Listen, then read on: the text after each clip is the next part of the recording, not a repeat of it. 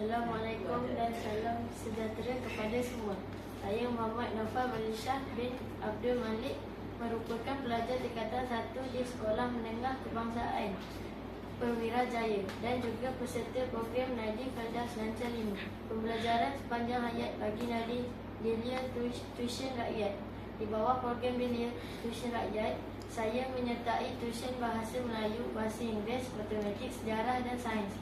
Program ini sangatlah bagus bagi saya kerana di Firdaus Lancar ini sangat suka untuk mendapatkan tuition secara percuma.